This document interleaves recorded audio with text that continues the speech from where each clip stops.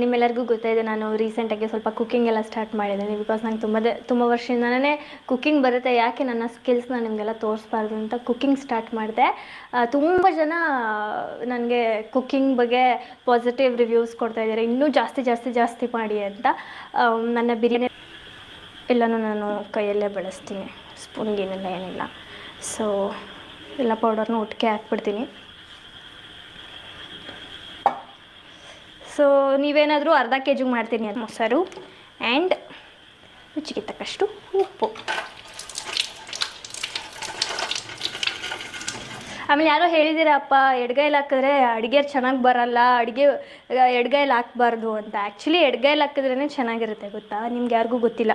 Okay, ನಾನು ಎಡ್ಗೈಲಿ ಹಾಕ್ತೀನಿ. ಸಣ್ಣ ಉಪ್ಪು ತೊಗೊಳ್ಳಿ, ರುಚಿಗೆ ತಕ್ಕಷ್ಟು. ಆಮೇಲೆ ಜಾಸ್ತಿ ಆಗಿಬಿಟ್ರೆ ಏನೂ ಮಾಡೋಕ್ಕಾಗಲ್ಲ, ಸಪ್ಪೆ ಇದ್ರೆ ಸ್ವಲ್ಪ ಹೆಂಗೋ ಮ್ಯಾನೇಜ್ ಮಾಡ್ಬೋದು. ಸೊ ನೋಡಿಕೊಂಡು ಹಾಕ್ಕೊಳ್ಳಿ ಉಪ್ಪನ್ನ. ಓಕೆ, ಯಾಕಂದರೆ ವಿಜಿಲೆಲ್ಲ ಒಡ್ಸಲ್ಲ ಅಲ್ಲ, ಚಿಕನ್ ಬೇಯಲ್ಲ ಆಮೇಲೆ. ಸೊ ಸ್ವಲ್ಪ ಸಿಮ್ಮಲ್ಲೇ ಇಟ್ಕೊಂಡು ಚೆನ್ನಾಗಿ ಚಿಕನ್ ಬೇಯಬೇಕು. ಇವಾಗ ಎಣ್ಣೆ ಆದಷ್ಟು ಹಂಗೆ ಕಾಣಬೇಕು ಕಣ್ಣಿಗೆ. ನಿನ್ನ ಮ್ಯಾಗಿ ಪೌಡ್ರ್ ಏನಾರು ಹಾಕಿದ್ಯಾ? ಇಲ್ಲ, ಮ್ಯಾಗಿ ಪೌಡರ್ ಸ್ಮೆಲ್ ಬರ್ತೈತೆ. ಒಂದೇ ಕಡೆ ಬಿಟ್ಬಿಟ್ರೆ ಸೀದೋಗ್ಬಿಡುತ್ತೆ.